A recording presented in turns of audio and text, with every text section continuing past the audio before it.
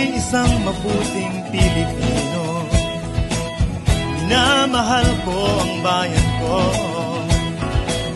Tinutupad ko ang aking mga tungkulin. Sinusunod ko ang kanyang mga lituntunin. Tumatawid ako sa tamang tawiran. Sumasakay ako sa tamang sakayan. Tumitila at di nakikipag-unahan. At di ako siga-siga sa lansangan. Nagbababa't nagsasakay ako sa tamang sakayan. Di nakahambalang parang walang pakialam. Pinagbibigyan kong mga tumatawid sa kalsada. Humihinto ako pag ang ilaw ay pula. Pagkat ako'y isang mabuting Pilipino. Minamahal ko ang bayan ko. Tinutupad ko ang aking mga tungkulin. Sinusunod ko ang kanyang mga lituntunin. Di ako nangungutong o nagbibigay ng lagay.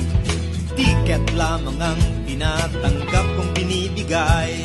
Ako ay nakatayo doon mismo sa kanto at di nagtatago sa ilalim ng puno. Di ako nagkakalat ng basura sa lansangan. Di bumubuga ng usok ang aking sasakyan. Inaayos kong mga kalat sa basurahan. Inalagaan kong aking kapaligiran. Pagkat ako'y isang mabuting Pilipino.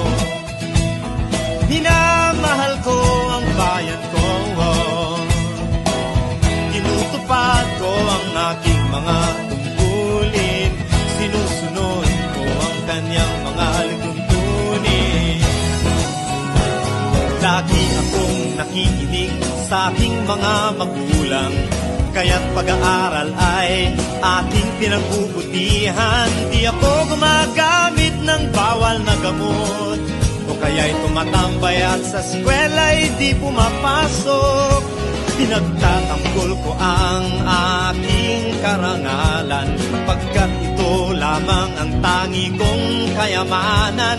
Di ko binebenta ang ating kinabukasan. Ang boto ko'y aking pinahahalagahan.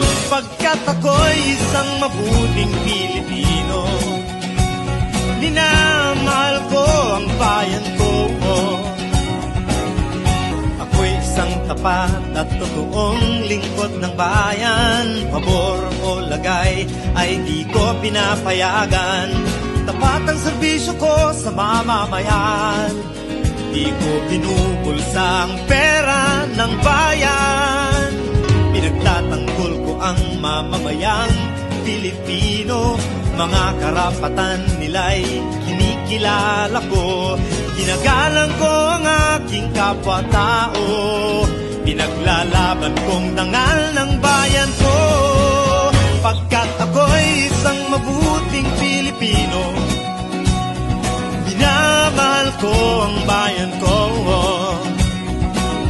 Tinutupad ko ang aking mga tungkulin. Sinusunod ko ang kanyang mga lituntunin. Ako'y isang mabuting Pilipino. Minamahal ko ang bayan ko. Tinutupad ko ang aking mga tungkulin. Sinusunod ko ang kanyang mga lituntunin. Pagkat ako'y isang mabuting